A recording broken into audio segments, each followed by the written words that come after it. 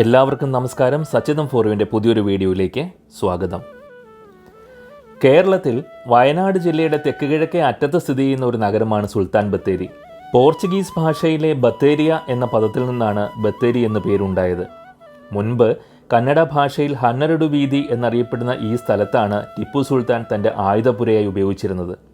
സുൽത്താൻ്റെ ആയുധപുര, അതായത് sultans battery എന്ന അർത്ഥത്തിൽ കാലക്രമത്തിൽ അത് സുൽത്താൻ ബത്തേരിയായി മാറുകയായിരുന്നു.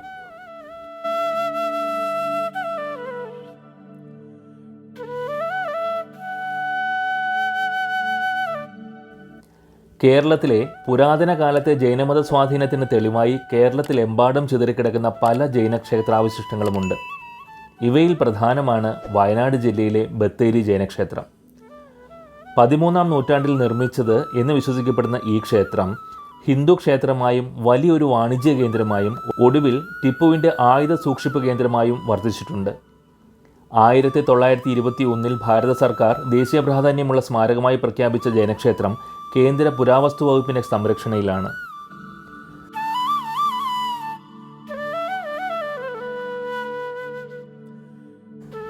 കരിങ്കല്ലിൽ പണി ചെയ്തതും മതിൽക്കെട്ടുള്ളതുമായ ഒരു ക്ഷേത്രത്തിൻ്റെ നല്ല മാതൃകയാണിത്. ഗർഭഗൃഹം, അന്തരാള, അടച്ചുകെട്ടിയ മഹാമണ്ഡപം, മുഖമണ്ഡപം, കേരള ശൈലിയിലെ വേറിട്ട ഒരു നമസ്കാര മണ്ഡപം എന്നിവ അടങ്ങിയതാണ് ക്ഷേത്രം.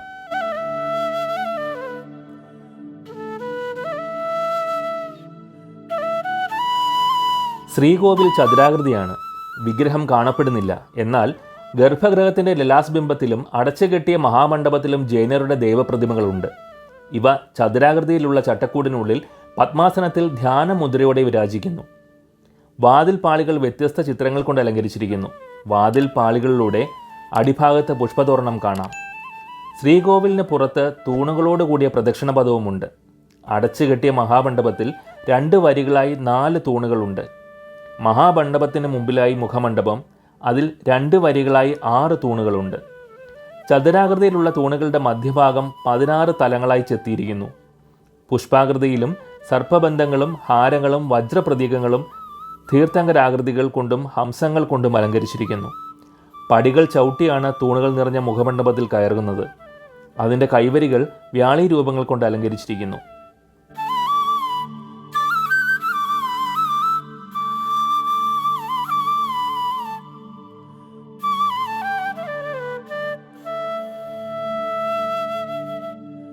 ജൈന മന്ദിരത്തിന് മുൻഭാഗത്തായി ചതുരാകൃതിയിലുള്ള ഒരു കിണറുണ്ട്. ഈ കിണറിലൂടെയുള്ള തുരങ്കം മൈസൂർ വരെ ഉണ്ട് എന്ന് പറയപ്പെടുന്നു. ഈ ക്ഷേത്രത്തിൻ്റെ മറ്റൊരു ആകർഷണം തൂണിൽ കൊത്തിവെച്ചിരിക്കുന്ന ഈ നാഗത്തിൻ്റെ രൂപമാണ്. ഈ നാഗത്തിൻ്റെ തല മുതൽ വാല് വരെ നമ്മൾക്ക് കണ്ടുപിടിക്കാൻ പറ്റിയാൽ ഈ ക്ഷേത്രത്തിൽ ഒരു നിധിയുണ്ടെന്നും അതിലേക്ക് എത്തിപ്പെടാൻ സാധിക്കും എന്നും പറയപ്പെടുന്നു. എന്നാൽ ഈ നാഗത്തിൻ്റെ തല മുതൽ വാല് വരെ എത്തിപ്പെട്ടാൽ നമുക്ക് നമ്മുടെ ആഗ്രഹങ്ങൾ സാധിക്കും എന്നൊരു വിശ്വാസം കൂടിയുണ്ട്. എന്തായാലും ഇതുവരെ ആർക്കും ഈ ഒരു പസിൽ സോൾവ് ചെയ്യാൻ സാധിച്ചിട്ടില്ല എന്നാണ് അറിയാൻ സാധിച്ചത്.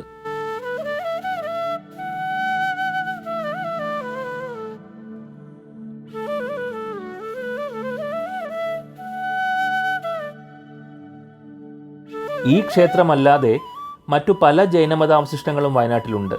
പുഞ്ചവയൽ, പുതേനങ്ങാടി എന്നിവിടങ്ങളിലെ ക്ഷേത്രങ്ങൾ ഇവയിൽ പ്രമുഖമാണ്.